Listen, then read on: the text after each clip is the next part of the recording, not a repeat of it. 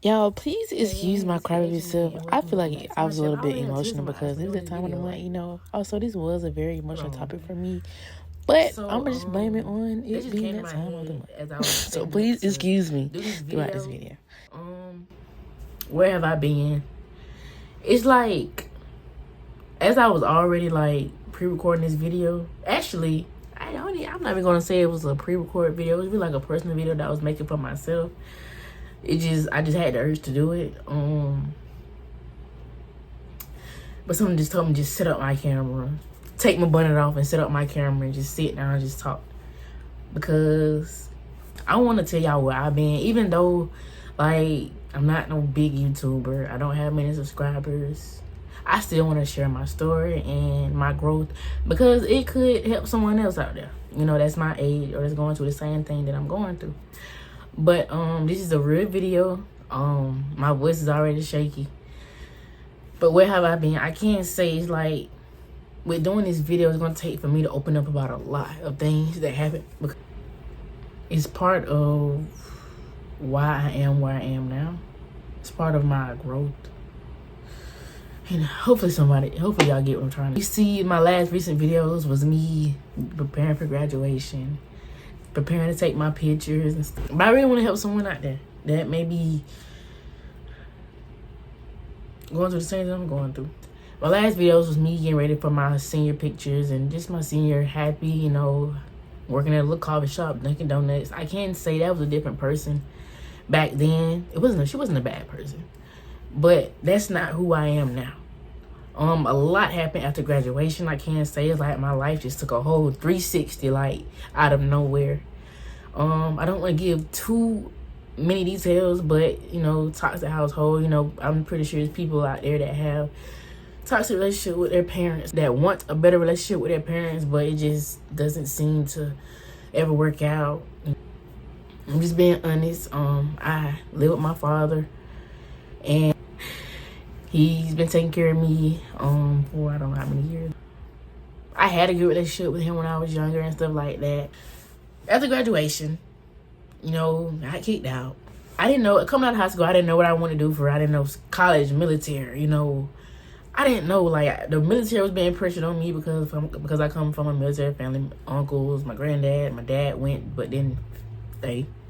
But everybody just pressured it on me. I can say my dad, I'm not going to say everybody, but my dad and my granddad were the main two people. But my granddad, he didn't never just pressure me. He would just talk to me about it all the time, every time we got on the phone. Like, every time I got on the phone, my granddad would talk about the military. But it was never pressuring. He was like, oh, yeah, I think about it. Like, but my dad was pressure. It was pressure. And I'm like, in the back of my mind, that's not what I want to do. I know I had said it one time before because I did a little junior RTC in ninth grade, the little Air Force, JRTC in ninth grade, and I liked night. And I said I was going to the Air Force.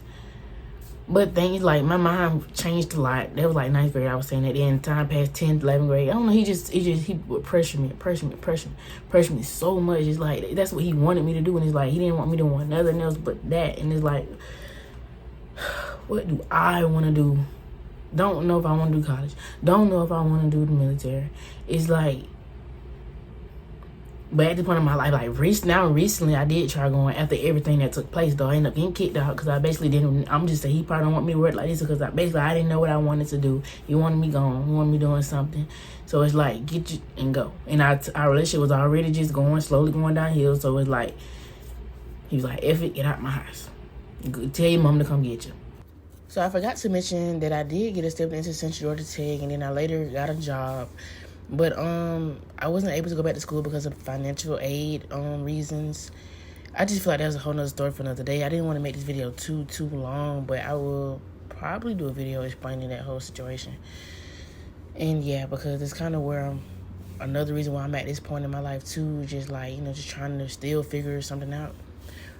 But you know, without the help of school and without the military, just trying to find my own way. Like with everything that happened, with everything that took place the way it did, it's just like I didn't beat myself up about it. I just thought to myself, like, maybe my calling is greater, maybe my purpose is greater, you know. But yeah, hope you guys are enjoying this video. I had a good relationship with my mom, you know. I always loved my mom. Just because I didn't live with her, but you know, I still always had a good relationship. I love my mom. I ain't want nobody talking about it. I love my mom. I still love her. I don't know why I'm saying love. I love my mom. Never gave her a mouth, never gave her attitude, never. I was just a little sweetest little child. And, you know, I barely used to go around. So when I came around my mom, I missed her so much, and I just felt good. I was happy to be with my sisters, who I hardly see. Like, moving back with her, everything was good. Everything, I just felt like I brought light into the house in a way. I'm not gonna go too much into details about what happened in the house, but it's like when I went there, it was like, it felt good. It felt like I was meant to be there. And also with my mom, I had more freedom. I felt more comfortable with being myself.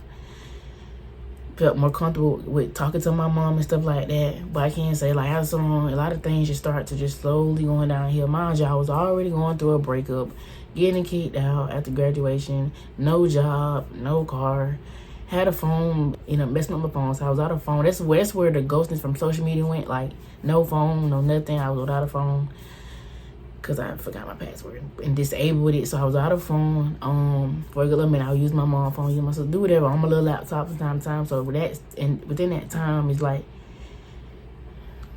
I guess I started going out with my friend more. My friend Algeria, my close friend, I love her so much because she definitely helped me, like, with my breakup and stuff. I was just like moving over there to my mom's house. I wasn't really in a good mind space, but going over there, like, it did feel like at first, like, when I got in there, it was refreshing. Like, like the way the house was functioning, it was good. Like, it was like, it felt good, like, just to be with my family, because I don't, like, all my siblings, like my older sister on this side, she, you know, she's grown, has her own thing going on. My siblings, they with their mother, so it's just me in this house, you know, no siblings to talk. So it's just me and my dad we don't talk.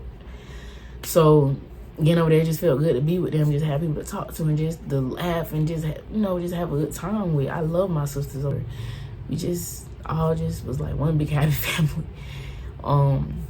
And then things later down the line just start taking place, and then just like, that's where I feel like I fell into even deeper depression. But like, I know I was depressed, but it's like the only time with me being depressed around that time was, hope I'm not talking too much, around that time was me still listening to gospel music, me journaling in my diary, just writing down prayers, and me talking to God.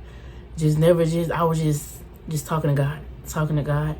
I would still listen to my gospel whenever I would be crying my eyes out listening to gospel. I felt so at my lowest. I felt like that was like the worst thing I ever went through. Like, everything that had taken place after graduation was just a disaster in my eyes at that moment. But now with the mind space that I'm in, it all made me who I am today. This growing Kiesha. I'm not fully where I want to be yet, but I'm getting there. I'm very close, and I know I've changed so much. It's a lot of things I'm not interested in. I've been isolated for a minute. I haven't been around certain people, whether they were good, but I just haven't been around nobody. Just been to myself during this whole time. It could seem like I just went in my out of nowhere, but that's why I'm coming to y'all, because I feel like this could touch somebody out there. Some people could be like, girl, whatever, I'm not gonna watch this whole video, but some people, somebody out there is gonna sit down and really listen to this video.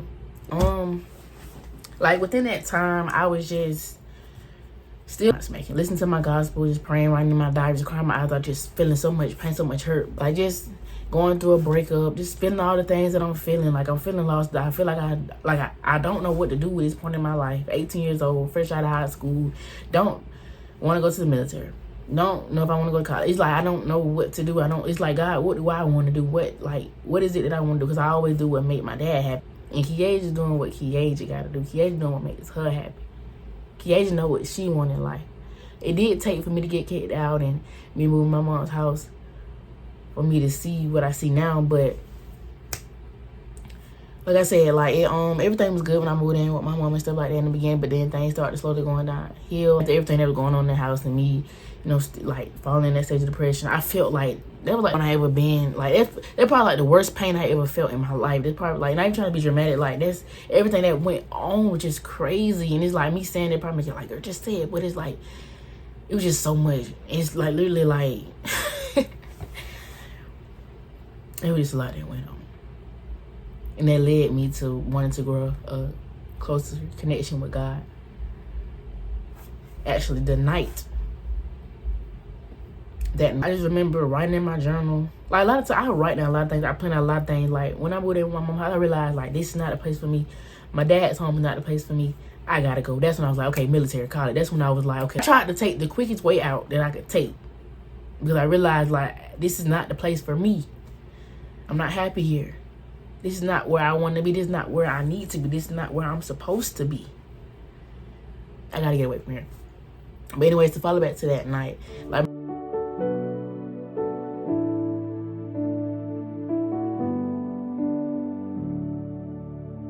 what's up, you guys? As you can see, it's a whole different setting, whole different day. I was trying to see whether I should start over with doing this video, but I said no, I'm just pick off where I left off. I don't remember exactly where I left off, but I'm just getting to the main purpose of this video. The main purpose of this video is basically, it's not only to help someone out there that may be going through, you know, the similar things as me, but to just motivate someone out there, or to, you know, pull someone closer to God. So this part that I was debating on whether I should keep in or leave out, really is what sums it all up.